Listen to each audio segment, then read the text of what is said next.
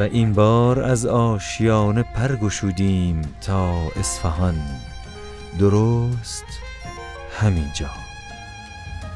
دانیال قاسم علی هستم، 35 ساله، 2 فرزند، یه همسر مهربان و عالی. 2 فرزندم، یه دختر هست که 1 سال و 2 ماهشه، آنا. پسرم هم 9 سالشه، آریان. شغلم املاک هست، من مدیر املاک هستم. دیپلم هستم، دیپلم کامپیوتر رو دارم و دارم تلاش میکنم که بتونم این راهی رو که دارم میرم رو ختم به خیرش کنم.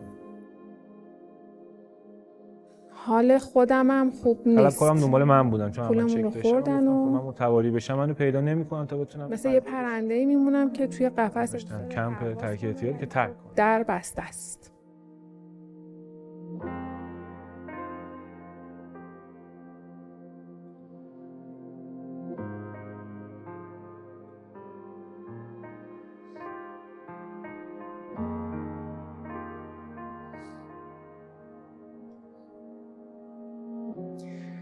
یا مقلب القلوب والابصار، یا مدبر اللیل والنهار، یا محول الحول والاحوال، حول حالنا الی احسن الحال.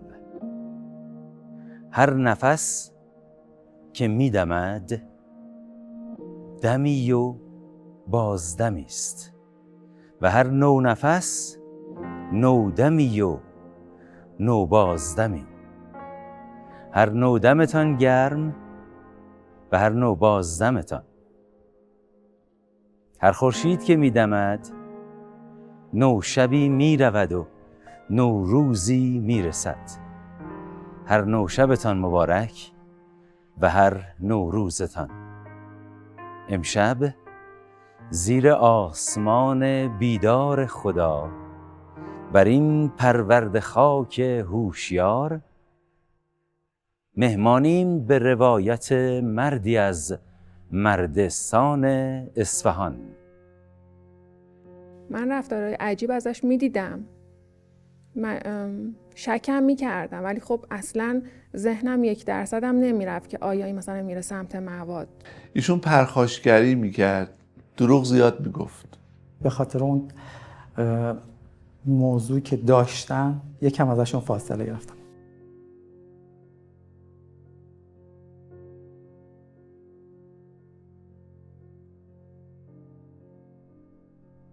جناب آقای دانیال قاسم علی، چه اتفاقی افتاد؟ بله، سال 1400 پارسال آبان ماه بود در زندان اوین.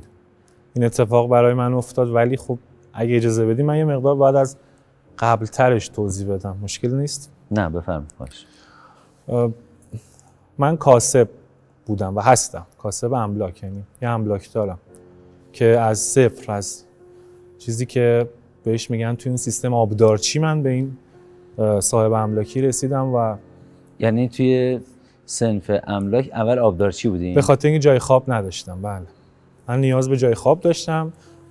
متاسفانه اصفهان یه عده طلبکار دنبالم بودن، هم خونه مادرم رو بلد بودن، هم جاهای دیگر رو. به خاطر همین جای خواب نداشتم و من توی تهران خیلی تصادفی توی مترو بود، توی آقای پیرمردی روزنامه دستش بود، دور یه چیز خط کشید. من جای خواب رو که دیدم، آروم شماره رو برداشتم، دیدم زده بود املاک، حالا با جای خواب. سال 96 24/11/96 من استخدام اون املاک شدم، نیروی خدماتی، و وارد این شغل شدم. دیدم شغل خیلی عظیمی و جای کار خیلی داره و من خودم میدیدم که بتونم املاک مشاور بشم، که 17/1 یعنی 17 فروردین 97 من مشاور املاک شدم.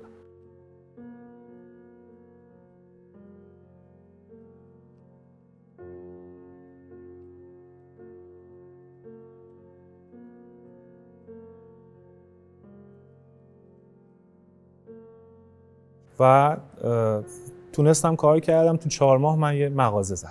4 ماه گذشت، طلبام رو دادم، تونستم یه ذره سرسامان بگیرم، یه خونه گرفتم و خیلی قشنگ راه‌ها برام باز شد و من تونستم که بدهیامو کامل تسویه کنم. ریالی نبود، کلا شاید 50 میلیون میشد اون موقع. همه رو دونه دونه تسویه کردم، کم و زیاد رضایتاشون رو گرفتیم. خیلی رویه زیبا و جذابی برام داشت، ولی من انگار مثلا یه تاریکی مطلق توم بود همیشه. یک تاریکی مطلق آره این تاریکی از بچگی با من بود آقای دکتر. توی شما بود، در آره. درون شما. آره این تاریکی از بچگی با من همراهی می‌کرد. مثلا جیب بابا رو بزن، خاله رو، کیف خاله رو فلان کن. می‌خواستم به یه چیزی برسم اینجوری می‌رسیدم. جیب بابا و کیف خاله تو چه سنی؟ فکر می‌کنم مثلا راهنمایی بودم. تو سن 13 سالگی با یه صفر اضافه کردم توی فاکتور تونستم مثلا میلیون‌ها پول به جیب بزنم. فقط با یه صفر اضافه کردم. قیمت‌ها مثلا به تومن بود، من یه صفر گذاشتم و باز هم به تومن فاکتور کرد. این باعث میشد که همش من بخوام به راحتی به هر جایی که دلم میخواد برسم، یا مثلا پول نداشتم یه لباس مثلا چیزی که دوست داشتم بخرم، همش یا مثلا میرفتم سر جیب بابام یا فلان، یا این سبکی به دستش می آوردم. متاسفانه از اول با من بود تا وارد دنیای ازدواجم که شدم. این و بدتر از اون دروغ، این دوتا با من بودن. این دروغ گفتنه و این نیمه تاریکی که باعث می شد من کار خلاف انجام بدم. حالا هر چی اسمشو بذارید، خلاف به اعتیاد، به دزدی کردن، راحت تر بخوام صحبت کنم، دزدی کردن. تا حالا گذشت و من ازدواج کردم. تو دوران ازدواجم من مثلا توی شرکتی استخدام شدم، شرکت سیگار بود. من یکی از بهترین فروشنده هاشون بودم و همیشه هم از من یاد میکنم، ولی من براشتم 3 نفر رو آوردم و از اونا پول گرفتم، استخدامشون کردم و راه استخدامو بهشون یاد دادم که چجوری تو این شرکت بتونید استخدام شید. بعد اخراج شدم در صورتی که 2 هفته مونده بود من حکم سرپرستیم تو اون شرکت بیاد. بعداً متوجه شدم. باز دوباره اومدم مغازه عطر فروشی زدم و اونجا کار میکردم توی قسمت از بهارستان. خب تو مغازم مواد مخدر مصرف میکردم، از هر نوعش. کاسبی درست نمیکردم، حالا چشم نامحرم داشتم، با اینکه متأهل بودم. خب دانیال یه مدت سمت مواد بود و ما گذاشتیمش کمپ. یعنی پدرم کمک کرد و گفت که بذارمش کمپ که ترک کن. ما ایشونو ترک دادیم. روزگاری خوبی و سپری نمی‌کردم، ولی از دید خودم اسم می‌کردم خیلی روزگار خوب و جذابی دارم سپری می‌کنم. متاسفانه تا برشکست شدم. برشکست که خب چک‌های خودم برگشت شد و با اینکه چک‌ها بود، طلبکارا دنبالم بودن، یه 2-3 تا از اینای جلبمو گرفته بودن، مجبور شدم متوجه شم تهران. اومدم سمت تهران، یه ذره اومدم از اون نکته منفی فاصله گرفتم و به طور تصادفی با شغل املاک آشنا شدم. چون یکی این که دنبال این بودم که خب یه پرشی بشه بتونم طلبای قبلیمو بدم. یکی این که این کارو از مثلا بچگی دوست داشتم، چون دایی خودم این شغلش بود. خیلی دوست داشتم یه روز بهم زنگ بزنه بگه پاشو بیا مثلا املاک من کار کن. مدیر یه املاک شدم با 3 تا شعبه‌های عظیم نزدیک مثلا در تهران بله، شعبه‌های عظیم با مثلا هولوش 50 تا 60 تا مشاور تو هر شعبه و این رویه خوبی بود. هر شعبه 50 مشاور. هر شعبه مثلا از شعبه اول من 2 تا مدیر پروروندم، همون 2 تا مدیر رو گذاشتم تو شعبه دوم و بهشون آموزش‌های خودمو دادم. 3 شعبه 50 نفر، 150 نفر ما مدیریت می‌کردیم. بعد از 4 ماه که وارد تهران شدی. 4 تا 5 ماه شده دقیقاً. من تاریخ 25/5 اولین مغازه‌مو زدم توی تهران. خیلی هم خوب برام میگشت، چون با یکم شریک شده بودم، دل خیلی رئوف و صافی داشت که خب من به اونم ضرر زدم. این رویه گذشت، من بد اخلاق بودم، اخلاق خوبی نداشتم. مشتری‌ها رو توهین می‌کردم، 2 تا قلچماق گذاشته بودم دم املاکام، کسی آخ میگفت اونا بیرونش می‌کردن، پول زور می‌گرفتم. اونا این نیروی قبل بودن که اگه این موقع درگیری چیزی میشد اینا وارد کار میشد. 2 تا بزن بهادر. میشه اینو گفتش. متاسفم. خیلی بد برخورد میکرد که حتی من خودم بعضی موقع میگفتم که بابا مشتریه باید درست صحبت. البته بعضی موقع هم دخالت نمیکردم چون به من اجازه حرف زدن نمیداد، میگفت تو حرف نزن اصلا. طرف پول به ما میداد، ولی واقعا شاید از رفتار دانیال خوشش نمیومد و تو دلش میگفت حالا این پولی هم که دارم میدم اصلا شاید حلال نباشه. و یه شرایطی رو به وجود آوردم که چک بده و این شعبه رو بگیر و اون فلان کن و این کار رو بکن و تا اومدیم به سیستم کرونا اومد.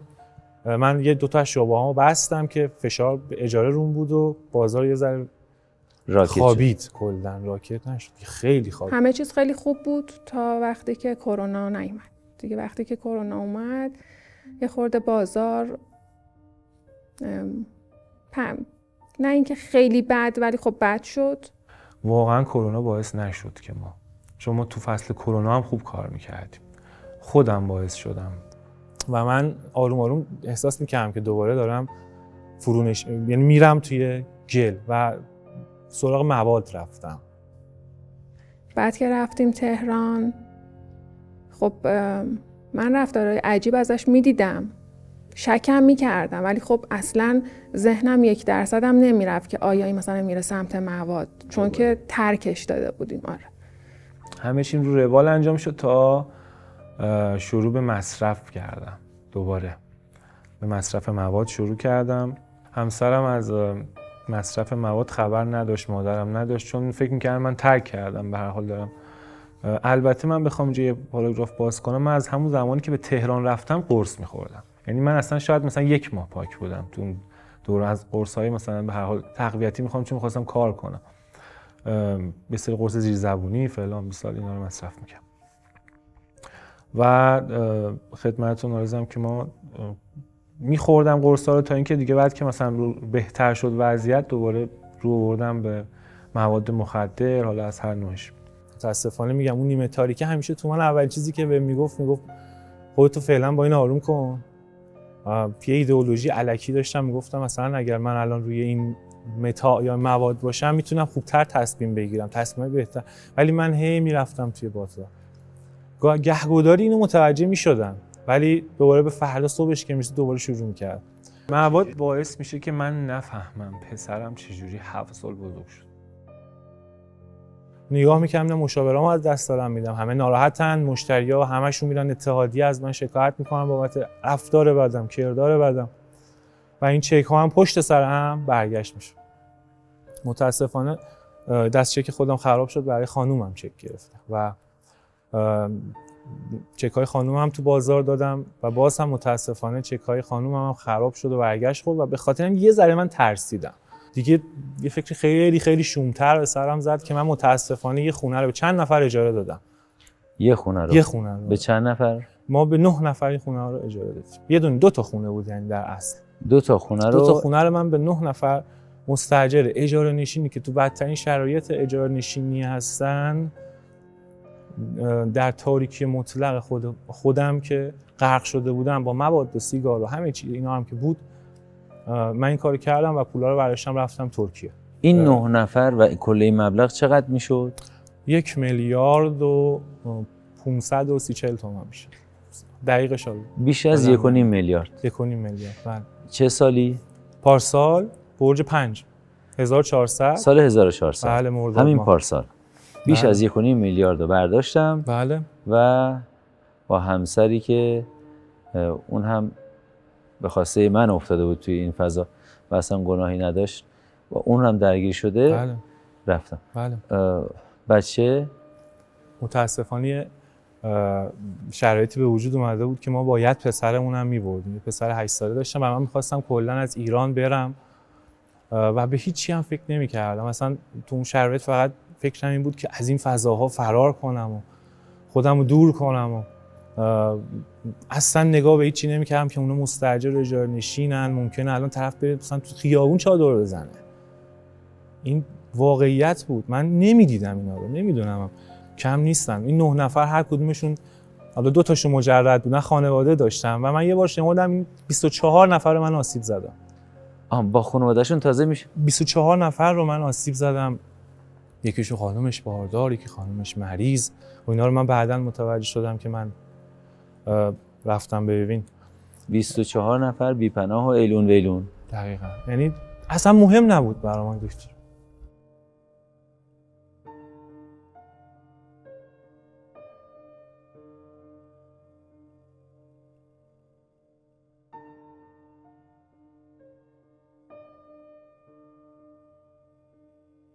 مشخصات این دو نفر رو، اون چیزی که میدونید رو بفرمایید. خب دو نفر خانوم هستن. بله. خانوم اول خانوم آناهیتا نظری. خانم آناهیتا نظری. آناهیتا نظری. بله. چه مبلغی بدهکار هستی به ایشون؟ ایشون 120 تومن. 120 میلیون 3 سال پیش از ایشون طلبکار هستن. نفر دوم یه خانومی بودن که همسرشون مریض احوال بود. یه بنده خدایی به عنوان کمک و مساعدت بهشون 80 میلیون تومان داد که بدن یه خونه رو رهن کنن. 100 میلیون تومان داد. یه خانم محسن چند ساله مثلا؟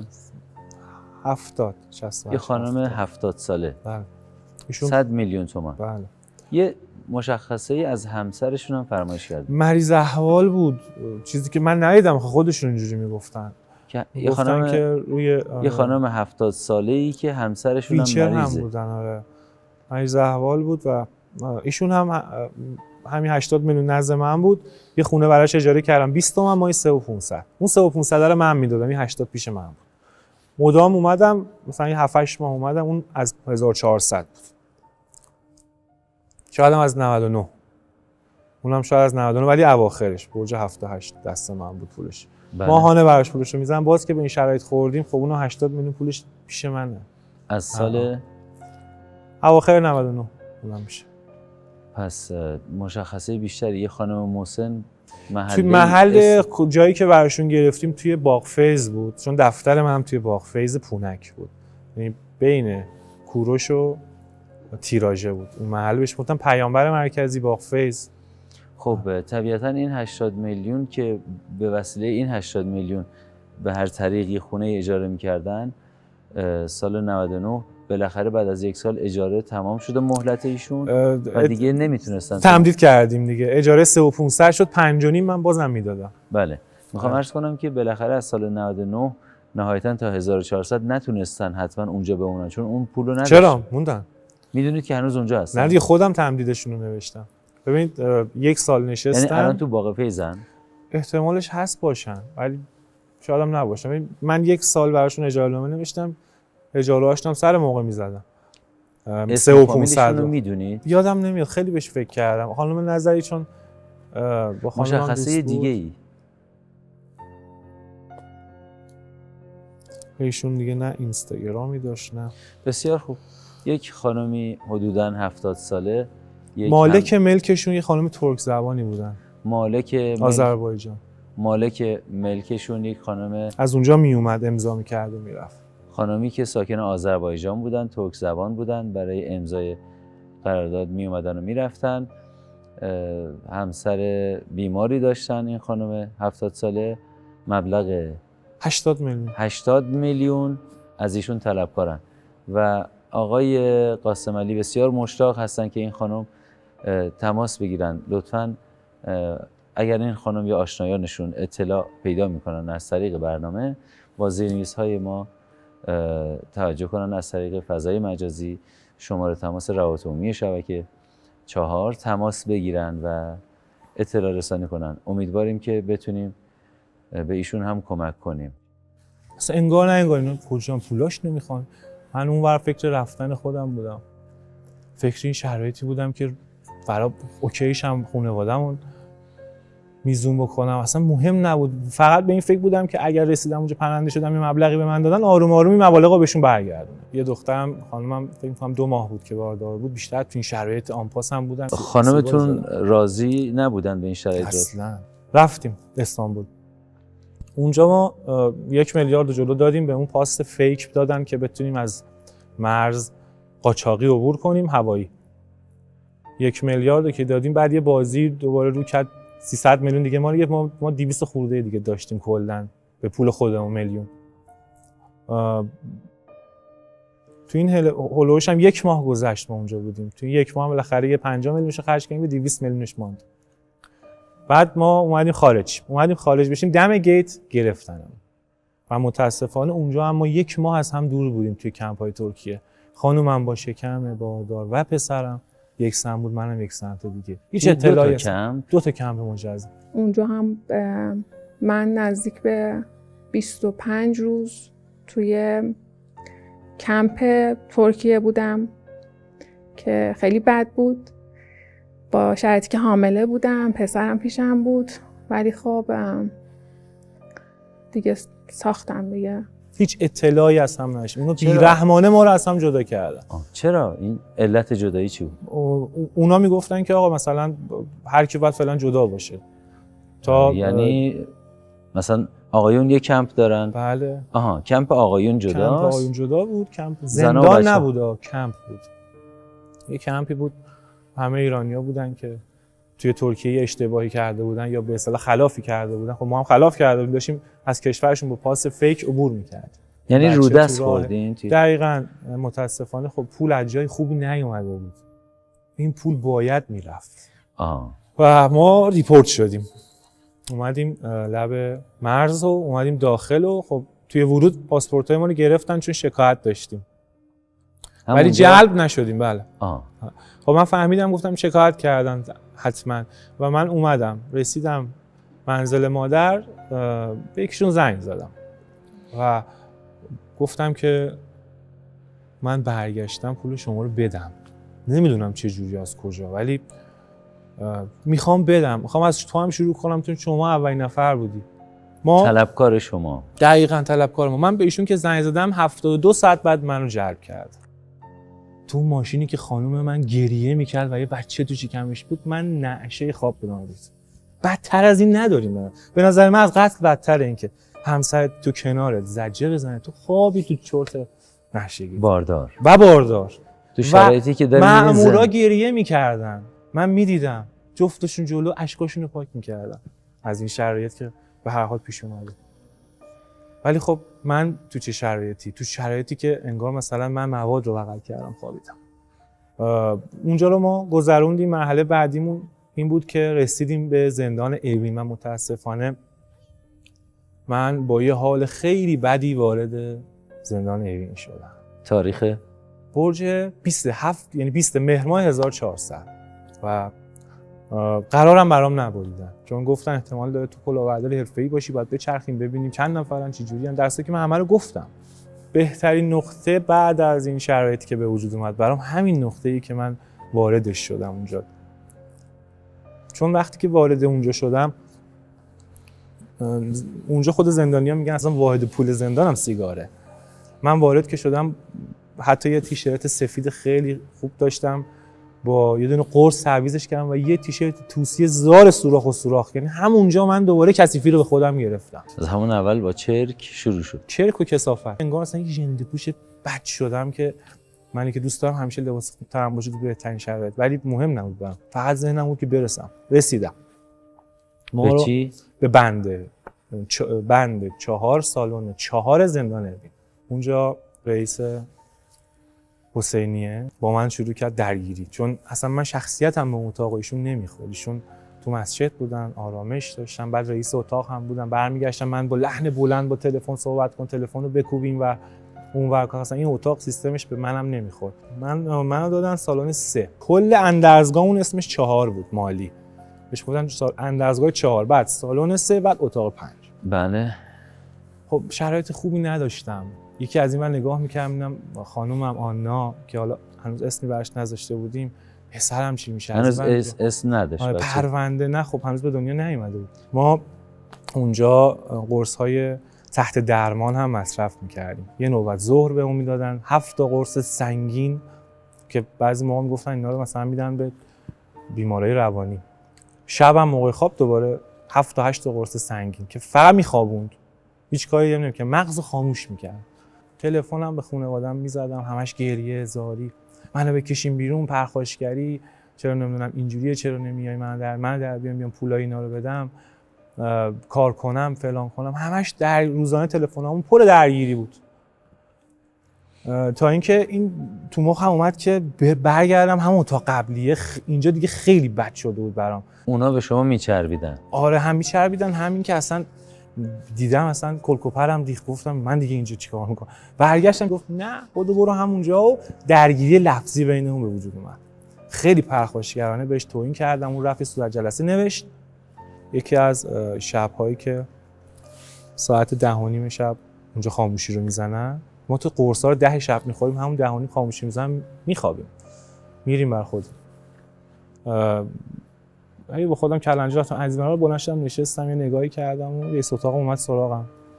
من گفتش که ناآرومی گفتم اینجام خیلی بده. گفت حالا یه امشب رو تحمل کن دیگه تا ببینیم بعداً جاتو میتونم چیکار کنم.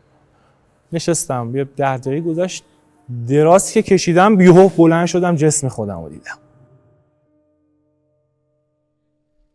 بلند شدید و جسم خودم رو دیدم. جسم دراز که جسم خودم رو دیدم توی شرایطی بیدندون چروکیده و همین که خودم دیدم گفتم این منم. چی بود تو شرایط؟ خیلی بدریخ بودم. خواب بودم ولی بدریخ بودم. پیر چروکیده در پیرتر. همونجا بود.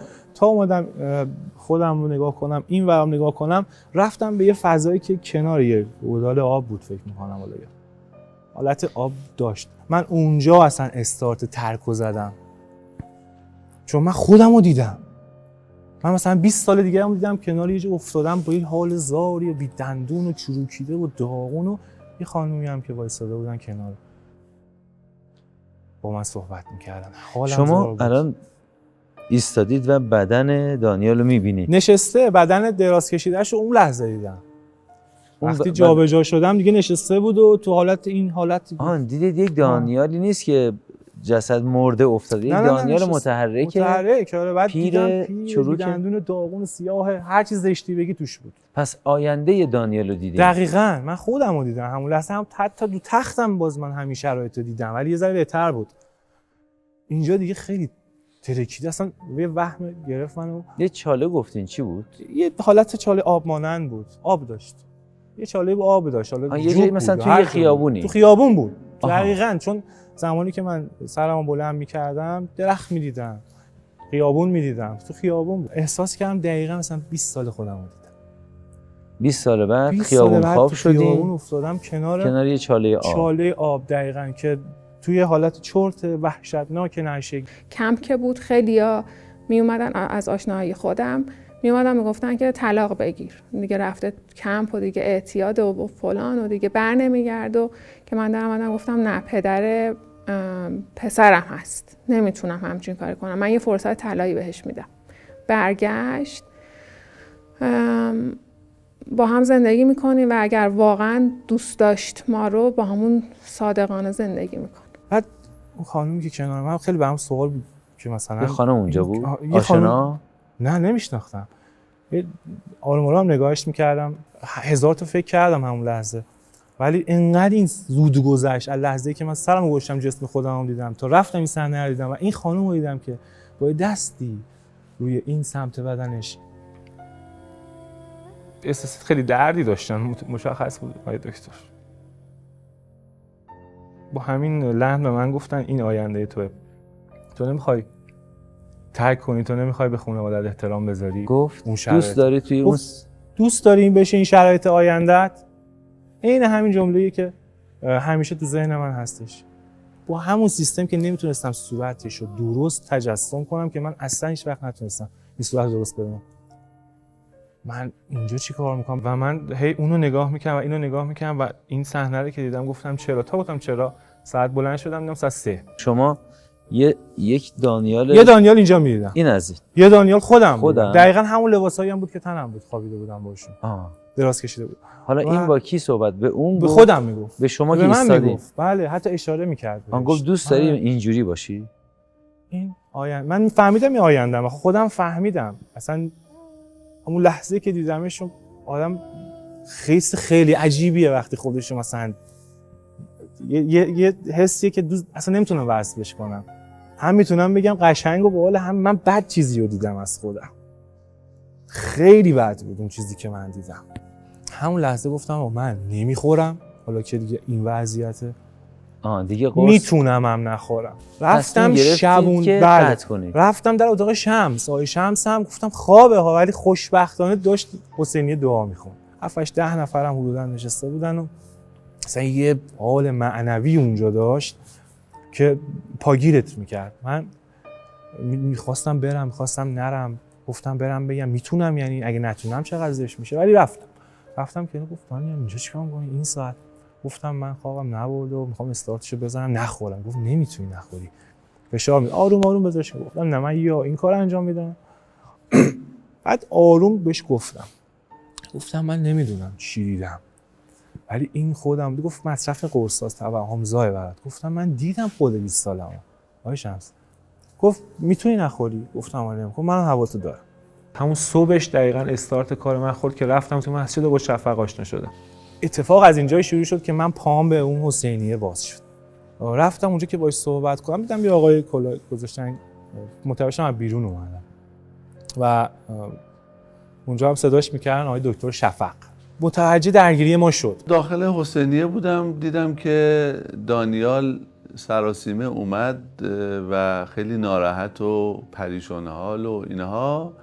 نزدیک شدن، گفتن چی شده صدات بلنده؟ گفتم من بی احترامی کم فحش میدادم، ولی معذرت خواهی میخوام بکنم. تو ذهنم هم بود که کلکی بزنم برگردم به اون اتاق. تو این کرده منم برگشتو نوشتم کلا بدن سالن 7. سالن 7 مال اشرار بود دیگه کلا. یعنی نامه‌مو نوشته بودم من میتونستم این کارو بکنه که مثلا منو بده سالن 7 تنبیهی 2 ماه مثلا. و آقای شفق آروم آروم از سمت من گفتش که شما، گفتم دانیال هستم. قاسم علی. گفت چی شده؟ گفتم میخوام برگردم به اتاقم. گفت وضو داری اومدی تو مسجد؟ به دانیال گفتم که خیلی خوب، حالا شما تقریبا نزدیکای اذان هم بود، گفتم حالا فعلا برو وضو بگیر بیا.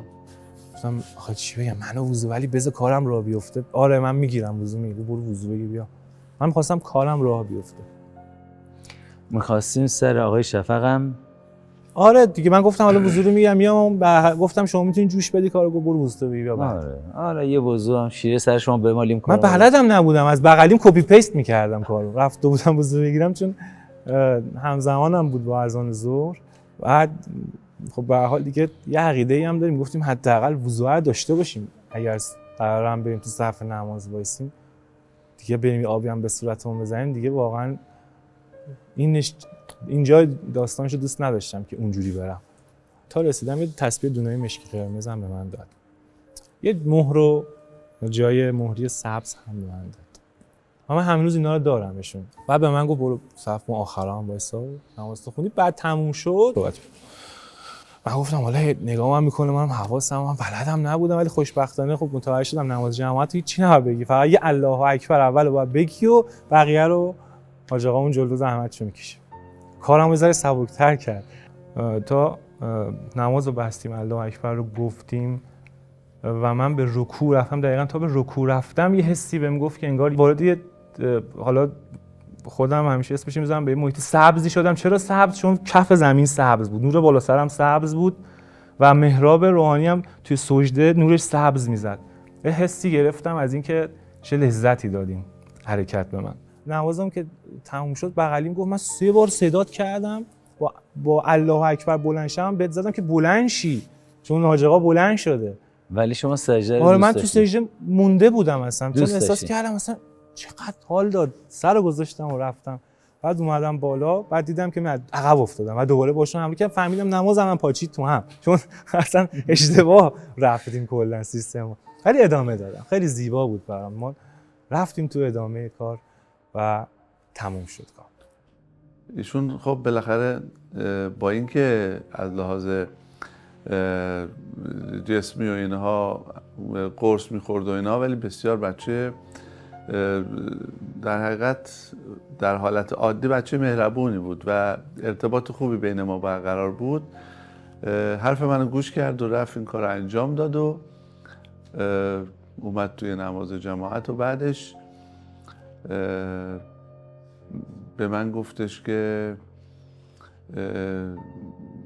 نمیدونم چه اتفاقی افتاد، الان اون حالت قبلی رو ندارم، اصلا خیلی حالم بهتر شده. و آقای شفق من نشست گفتش که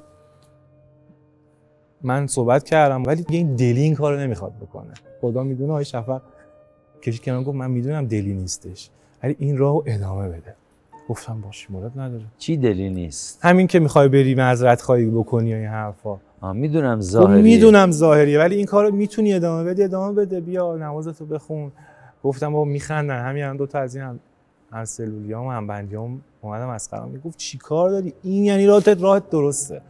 2 هفته این راه رو میرفتم ادامه میدادم.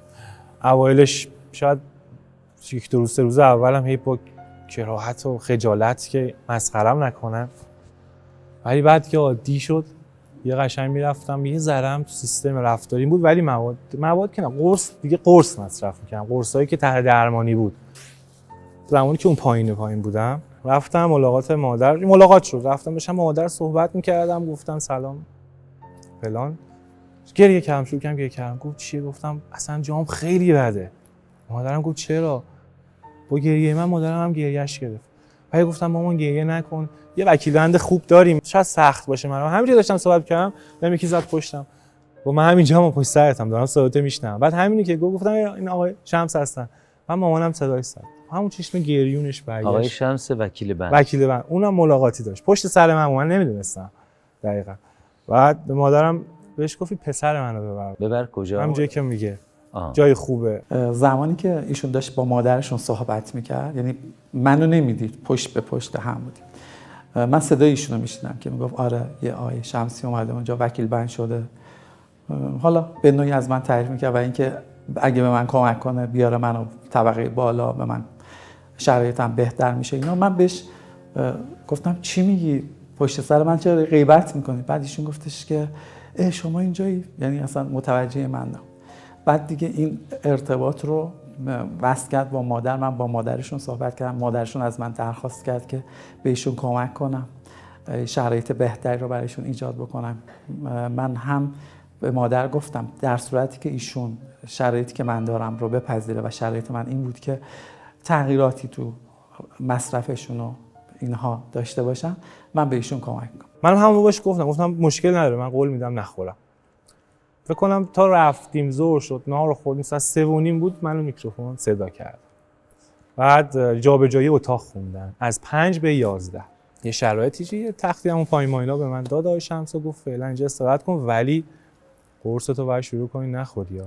گفت آروم آروم 6 تا رو بکن 4 تا، 6 تا قرصتو بکن 5 تا، 4 تا 4 نصفی، 3 تا نصفی، اینجوری قرصای سنگینم بود. من قبول نکردم ولی بهش گفتم باشه. یعنی تو خودم قبول نکردم چون اصلا حوصله این که بدنم درد بکشه، بیخوابی داشته باشم اینا رو اصلا نداشتم. و اینکه من ازش خواستم که با نظر پزشک هماهنگ پیش بره.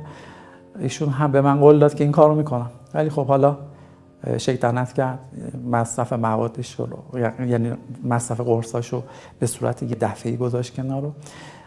من مطلع شدم که ایشون دچار مشکلات خاصی شد. من از فردا شروع کردم نخوردم، مدت 7 روز من نخوابیدم. 7 روز حدود 170 ساعت میشه. بعد غذا هم نمیتونستم بخورم، اصلا خوراک نداشتم که.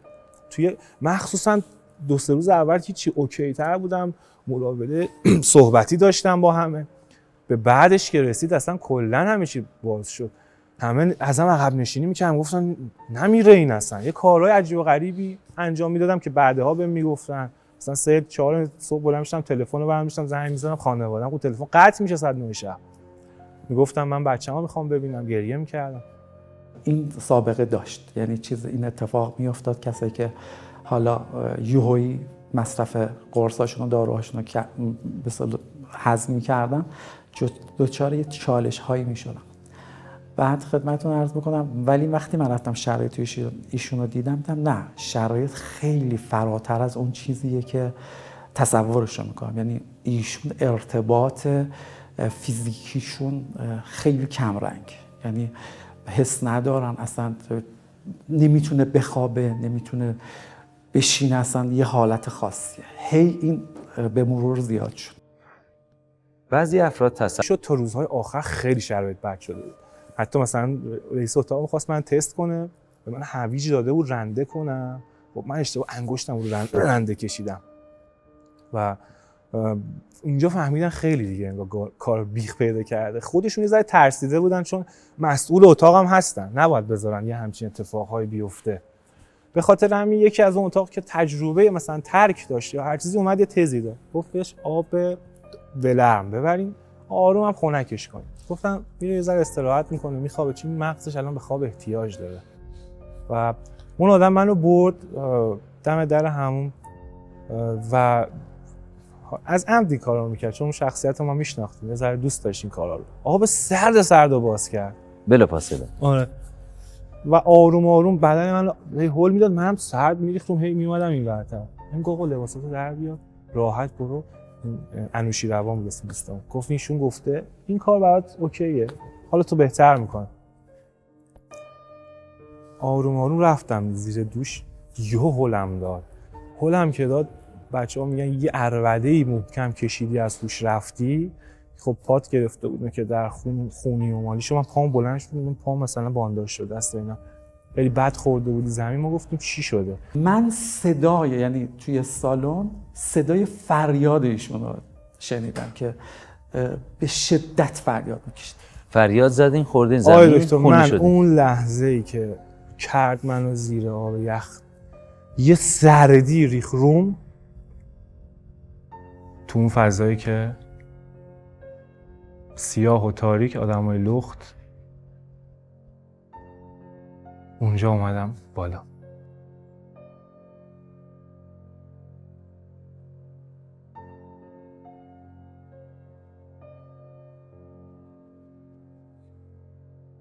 تیکه سمت چپ سینه‌اش نبود، یکی از چشاش نبود، خونی نبود. بعد مثلا به اون گفتم محمد، میگم من محمد نیستم. اینجوری میرفتن پایین به این سمت مثلا اینجوری گریه. آره این جایی که اومدیم روزنه داشت سوم بود. چه کارایی تا حالا تو زندگی کردی خوب باشه؟ گفت انگشت شمار اگه هست اینجا باویلاست برات. گفتم یعنی چی؟ نماز این انسان دروغ تو میتونی بری به بالا. گفتم بالا دیگه کجاست؟ جناب آقای قاسم علی عزیز، دوست ندارم که به جای تلخی این، یعنی واقعا من دلم نمیخواد و همکارانم همینطور که این برنامه ختم به تلخی بشه. خبری که من دارم برای شما این هست که